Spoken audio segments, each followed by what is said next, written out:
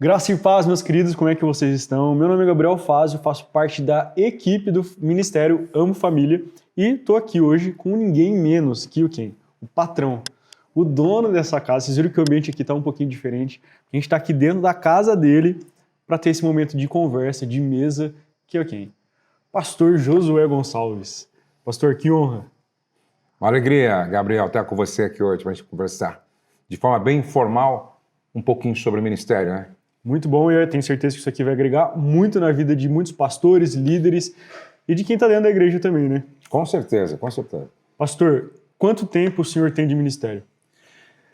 Olha, contando, desde quando eu acompanhava o meu pai, é mais de 4 décadas, mais de 40 anos. Muito bom. E a gente consegue ver também que o senhor conseguiu construir um legado muito importante. Como que a gente consegue fazer isso de forma prática? Porque hoje a gente vê que os seus filhos também são muito ativos na igreja. Uhum. Como que a gente consegue construir isso dentro de casa e também dentro do nosso ministério? Eu penso que um dos segredos é você fazer um grande investimento na sua integridade, porque o que garante a longevidade de uma liderança e de um ministério é a profundidade do caráter do líder. Porque não adianta nada você ter talentos, competências, mas se tiver um caráter fraco. Eu sempre digo que Sansão, ele tinha muita unção, muito talento, muita força, mas ele tinha um caráter muito fraco. Eu gosto do que o Maios dizia. Ele dizia assim, olha, Sansão tinha força, mas faltou o caráter. José não tinha tanta força quanto a de Sansão, mas tinha um caráter muito sólido. Foi o que fez dele o que ele foi no Egito. Ele chega como escravo e termina como governador, e até hoje o seu legado ficou, né? No que não aconteceu com Sansão. Muito bom, porque a gente consegue ver também alguns líderes que têm até uma vista, a vida um pouco dualista. Né? Então, se você não tem um caráter aprovado por Deus, você não consegue passar isso por muito tempo, né? O que dá sustentação realmente é isso, né? Por isso que o apóstolo Paulo, quando ele escreve para Timóteo aquela lista de qualidades exigidas do bispo, ele diz, é necessário que o bispo seja um homem irrepreensível. E aí ele dá uma lista que tem a ver com o caráter, tem a ver com o ser. Ou seja, antes que você seja chamado para fazer, você precisa ter bem estabelecido o ser. E isso tem a ver com integridade, com o caráter. Então, daí sim, você pode ter uma liderança e um ministério com longevidade e passar isso como legado para a próxima geração, como está acontecendo comigo. Meu pai passou para mim e eu estou passando para os meus filhos. Perfeito, a gente vê isso acontecendo de forma muito clara, né? Uhum. Com tanto tempo de ministério assim, qual você consegue olhar para trás assim, qual foi o seu maior desafio até hoje? Olha, o meu maior desafio é você acreditar na visão que Deus te deu e não desistir. Esse é um grande desafio. Por quê? Eu sempre uso como exemplo o Noé e a arca, não é? Quanto tempo levou para Noé construir a arca crendo numa visão que recebeu de Deus? Então esse é o grande desafio. Por quê? Deus te dá uma visão, essa visão ela tem uma dimensão gigante, e aí você está no início, por exemplo, da construção da arca, tendo que acreditar que vai chover quando nunca tinha chovido. E aí você precisa ter convicção, certeza da visão que Deus te deu, do seu chamado, da sua vocação, e não desistir no meio do caminho. Por quê? Porque entre você ser chamado, entre Deus te dar uma visão e o cumprimento de tudo isso, você vai ter que passar por pessoas que vão tentar fazer você desistir, situações de escassez.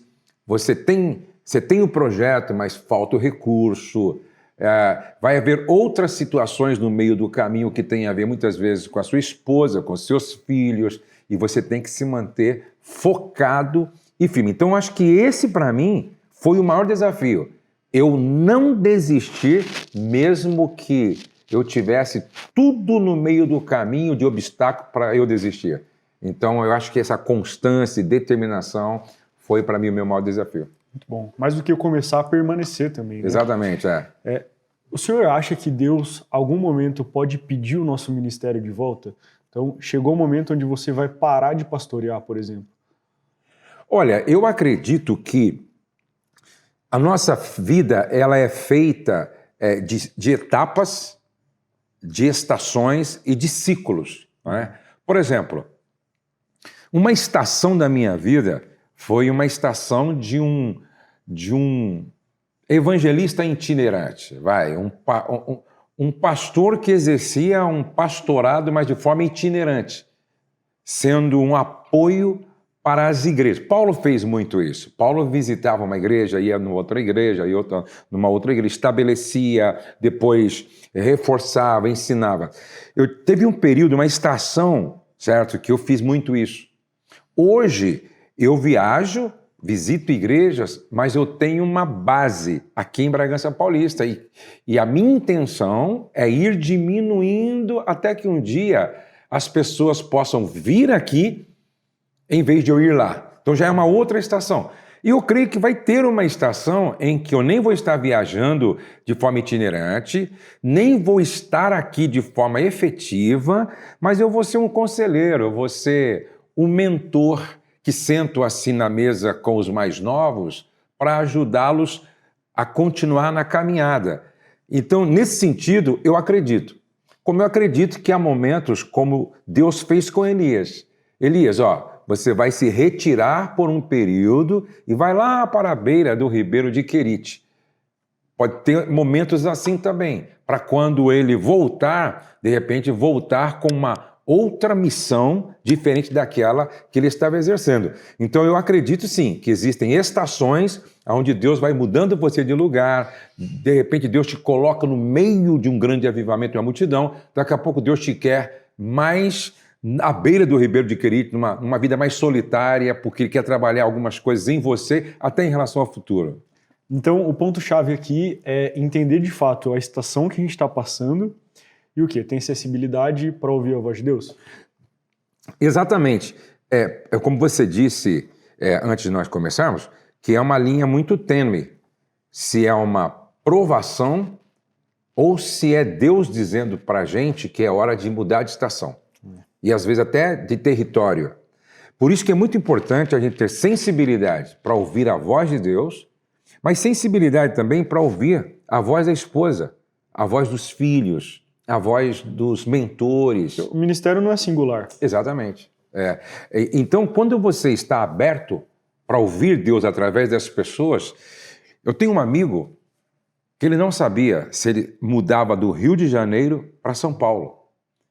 E é interessante que ele procurou um mentor. E o mentor fez uma pergunta para ele. Se você sair do Rio de Janeiro e mudar para São Paulo, você fica mais próximo do seu propósito de vida ou mais longe? Ele disse, não precisa mais continuar a conversa. Daí, um mês ele estava em São Paulo. E em vindo para São Paulo, o trabalho dele explodiu no mundo. Então, você vê, uma conversa, uma pergunta, uma resposta, resolveu. E a resposta estava com ele mesmo. Perfeito. É engraçado a gente pensar sobre isso e quando a gente externa algum problema para uma outra pessoa, parece que as coisas começam a fazer mais sentido, né? Exatamente, exatamente. Porque quem está de fora consegue enxergar melhor do que quem está envolvido na questão. Porque não tem o emocional, entendeu? Não tem o financeiro. E pastor parece que é tudo cabeça dura. O que acontece? É por causa da autossuficiência. Principalmente quando é um pastor que tem uma experiência maior. Muito bom. Ele pensa que sabe quase que sobre tudo e todos, sobre ele, sobre os outros. Então, ele está sempre orientando, sempre aconselhando, sempre mostrando o caminho. Esse que é o grande problema. Então, por exemplo, eu trabalho com famílias há 40 anos. Talvez algumas pessoas nem me deem um conselho nessa área, porque pode achar que eu penso que sei tudo. Mas eu não sei tudo. Entendeu? Às vezes, eu preciso, pelo menos, de alguém que me faça lembrar. Porque o pastor Silmar Coelho fala uma coisa muito interessante. Pastor, você não ensina. Pastor, você faz lembrar. Muito bom. Entendeu? Muito bom mesmo. E a gente tem visto uma dificuldade, de certa forma, os líderes tendo uma barreira quando a gente fala sobre saúde emocional. Uhum. Talvez uma dificuldade em lidar com a rotina. Como que o senhor analisa isso hoje em dia? Esse problema que parece que está todo mundo passando por uma dificuldade de um burnout, por exemplo, ansiedade, depressão. Porque o líder não está isento de sofrer isso, né? Uhum. Com certeza não. Quando Elias vai para o deserto tendo realmente uma crise de depressão, uma das razões que levou a ele nessa situação foi pensar que Deus tinha chamado ele para resolver o problema, todos os problemas de Israel. Deus não chamou Elias para resolver todos os problemas de Israel. Então aí o cara chega a uma exaustão crônica, porque ele trabalha de forma excessiva pensando que ele vai resolver todas as questões. Aí tem um segundo aspecto. Quando você nutre uma expectativa exagerada em relação ao que Deus vai fazer. Porque nem tudo o que eu acho que Deus vai fazer. Então, quando ele vê Jezabel, que deveria estar convertida diante de tudo o que aconteceu, ela está mais desviada. Ela está mais possessa. Não há mudança a partir daquilo que aconteceu lá no Monte Carmelo. Aí se decepciona. Entendeu? Porque ele tinha imaginado uma forma e Deus está fazendo de uma outra forma. Aí você se decepciona. Aí você se frustra. E aí o que acontece? Exaustão crônica, expectativa exagerada, e aí ele busca o isolamento. Por quê? Porque ele deixa até mesmo o seu auxiliar para estar sozinho em algum lugar pedindo a morte para Deus. Então, e esse é o mesmo problema dos pastores hoje. Muitos pastores trabalham assim exageradamente como se ele fosse o responsável em resolver todos os problemas e as demandas da igreja. E não funciona assim. Nós somos apenas uma engrenagem de um todo. Nós somos apenas um membro de um corpo. E Deus não espera que nós resolvamos tudo. Ele quer que a gente faça bem feito a nossa parte e com responsabilidade. E aquilo que não é para nós fazer, nós temos que deixar na mão dele. Segundo, eu devo ter fé que Deus pode, mas eu não posso ter uma expectativa errada, até porque eu não sei qual é a vontade de Deus. Deus pode curar, mas e se ele não curar? Deus pode abrir uma porta, mas se ele não abrir? Deus pode fechar uma porta, mas se ele não fechar, certo? Então eu creio, eu espero que o milagre aconteça, mas estou preparado para descansar na soberania dele. Então aí eu não corro esse risco da frustração que pode me levar a uma depressão. E também o isolamento. Ou seja, quem está vivendo um tempo difícil emocional não pode se isolar. Porque a Bíblia diz que ama o amigo e na adversidade nasce um irmão. Eu não sei quem foi que disse, foi o Cote, ele disse, pessoas machucam pessoas, mas pessoas curam pessoas. Entendeu? Não há cura se não houver o outro. A cura está na relação, como diz sempre o Paulo Borges Júnior. Então eu penso que muitos pastores estão vivendo uma crise emocional porque não entenderam aquilo que Elias também não entendeu. E você pode ver, onde é que acontece o processo de cura de Elias? Primeira coisa, Deus permite que ele durma profundamente sem uma crise de culpa. Como prova disso, que Deus manda o anjo acordar ele, alimentá-lo e dorme de novo, sem crise. Porque tem pastor que entra em crise quando está descansando. Não podia estar descansando, não é? Tem pastor que entra em crise na praia. Poxa, eu na praia, os meus irmãos trabalhando. Espera aí, a Bíblia diz que digno é o trabalhador do seu salário, e a Bíblia diz também que quem não desfruta se frustra, como está lá em Eclesiastes, que um bebê que nasce morto, diz que ele tem mais Eu não me lembro o texto certo, mas diz que tem mais sorte. Tipo assim, um bebê que nasce morto tem mais sorte do que um casal que não desfruta de absolutamente nada da vida. Gosto do que o doutor Jonatas diz, que quem não descansa dizendo que não para porque o diabo não para, vai acabar se diabolizando. Esse é o grande problema dos pastores. Então, Deus permite que o Elias descanse sem crise de consciência. Segundo, alimenta ele, pão e água. E terceiro, prepara alguém para andar com ele, que é o Eliseu. Prepara alguém, ou seja, não tem como você ser uma pessoa emocionalmente saudável se você não cultivar relacionamentos. Então, os pastores têm que entender. E uma outra coisa importante, os pastores precisam aprender a fazer outras coisas fora desse pastoreio sistemático. Não pode transformar a sua mesa do almoço num púlpito. Não pode transformar a sua cama num lugar de levar problemas. Não pode transformar o ambiente da sua casa num lugar onde só se fala dos problemas da igreja. Pastor tem que jogar bola, pastor tem que ir no teatro, pastor tem que ir no cinema, pastor tem que ir no estádio de futebol para assistir um jogo do seu time, o pastor tem que correr, tem que fazer academia, o pastor tem que passear, o pastor tem que ter o dia da semana que é o seu sábado. Assim ele vai se manter emocionalmente saudável. Muito bom. Quando a gente está falando de nutrir esse relacionamento para não chegar nesse nível tão profundo, o pastor é aquele que está acostumado a discipular outras pessoas. Mas quem é que discipula o pastor? Então, todo pastor precisa ser pastoreado, certo? Por exemplo, eu tenho alguns amigos com os quais a gente pode sentar e conversar algumas coisas que a gente não conversaria com outros pastores ou os membros da igreja. E todo pastor precisa cultivar esse tipo de relacionamento. Por exemplo, eu tenho amigos e mentores que eu posso abrir meu coração sobre alguns assuntos que eu jamais abriria para um neófito ou para alguém que eu não tenho um relacionamento tão próximo e de confiança. Coração de pastor também precisa ser pastoreado. Por quê? Porque nós somos seres humanos. O pastor nunca deixou de ser ovelha. E se eu sou ovelha, eu preciso de um pastor. É que nem um psicólogo, ele precisa de outro psicólogo. Não é verdade? O médico, ele precisa de outro médico. E nós, pastores, precisamos de outros pastores. Eu costumo dizer que um pastor que se isola, ele talvez não vai cair.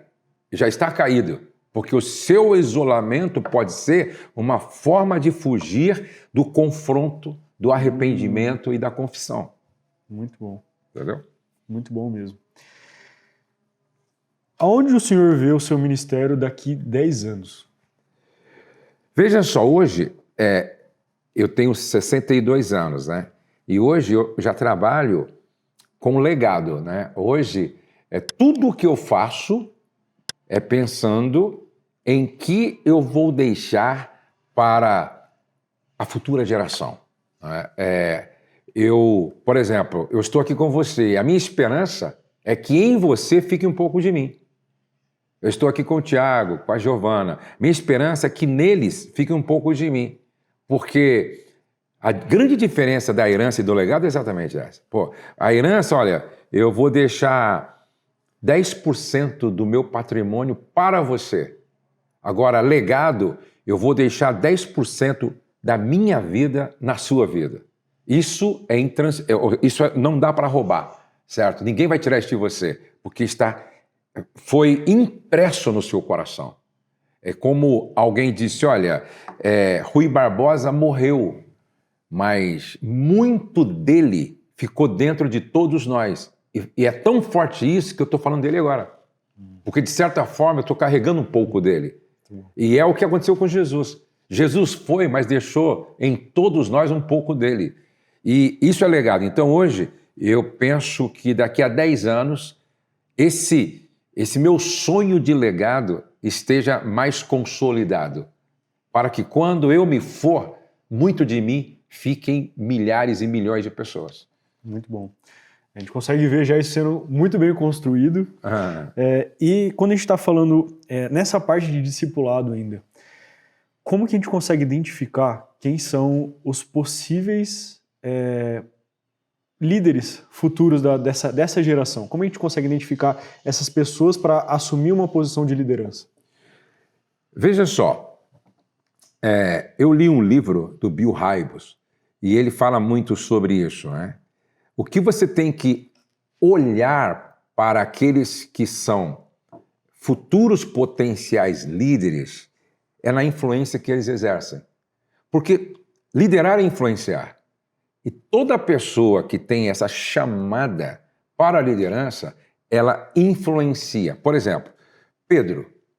Pedro disse um dia, vou pescar. O que os caras disseram? Vou com você. Então ele era um influente. Então, todo líder, ele influencia, porque liderança é influência. Segundo, casado com a influência, essa pessoa tem que ter caráter. Porque influência sem caráter pode ser um satanás, pode ser um diabo. Veja que quando ele foi expulso do céu, ele influenciou 1/3 dos anjos a ir com ele. É um perigo, então, quando você erra, escolhendo, chamando apenas pela influência e não veja o caráter. Há uma frase no mundo corporativo: contrate caráter e treine habilidades. Porque habilidades podem ser treinadas, caráter é mais complicado. Então, influência, caráter são coisas que andam juntas, inseparáveis. E terceiro, espírito servil. Todo líder tem que entender que a liderança só faz sentido na igreja se o líder valorizar mais a bacia e a toalha do que viver atrás de uma capa de Elias. Não é? Porque é importante a capa de Elias? Mas Jesus vem dentro de uma nova dispensação e diz, mais importante do que a capa de Elias, que significa poder, é a bacia e a toalha. E por isso que ele termina o seu ministério não falando de poder, mas falando de servir. E assim como eu lavei os pés de vocês, lavem os pés uns dos outros, porque esse é o espírito da liderança. Então, quando o cara tem influência, é íntegro, mas não tem um coração de servo, você vai ter problema com ele. Até porque nós temos que ser o exemplo no servir. E em quarto lugar, você tem que procurar, neste futuro potencial líder, uma mente ávida por aprender, certo?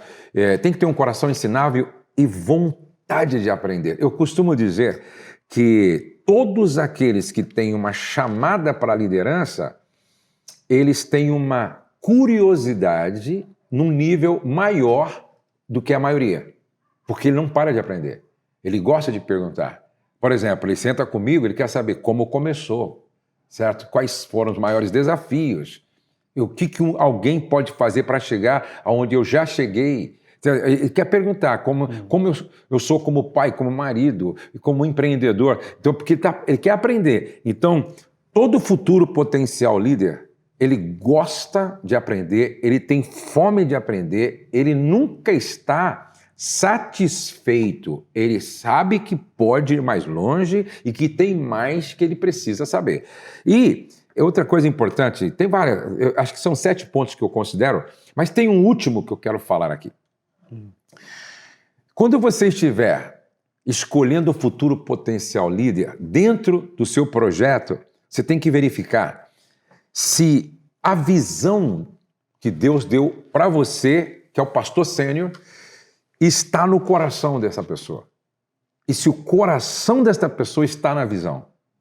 Porque, se for influente, se tiver caráter, vontade de aprender, se for um servo, mas a visão não entrou no coração e nem o coração na visão, quando ele encontrar um projeto mais interessante, um salário mais interessante, ele vai embora, porque ele não está ali por propósito, ele está ali por interesse. Ou seja, enquanto você está me projetando, me pagando, eu vou aqui, servindo. Por quê? Porque não entrou no coração. Agora, quando a pessoa tem tudo isso, e aí a visão entrou no coração, e o coração está na visão, aí, meu irmão, difícil, ele só vai embora realmente se Deus der um sinal muito claro, houver um motivo muito claro. Muito bom. Bom, a gente está vivendo na era tecnológica mais do que tudo hoje em dia, né? A gente está falando sobre rede social muito em alta, questão de inteligência artificial. Como a era da tecnologia tem influenciado hoje a parte de liderança? Olha, existe um lado positivo, como tudo, e existe um lado negativo, né? Quando a gente fala no advento da internet, na medicina, uma benção, não é? No ensino, uma benção. Na área da pesquisa, uma benção. Na área do desenvolvimento das crianças, falando em tecnologia, foi uma benção. Por outro lado, aqueles que dependem tudo e excessivamente da tecnologia vão deixar de aprender, desenvolver sua criatividade. Olha só, essa questão da inteligência artificial e da facilidade que se tem com o celular, com o tablet, com o computador, é algo tão sério hoje no processo de educação, de aprendizagem.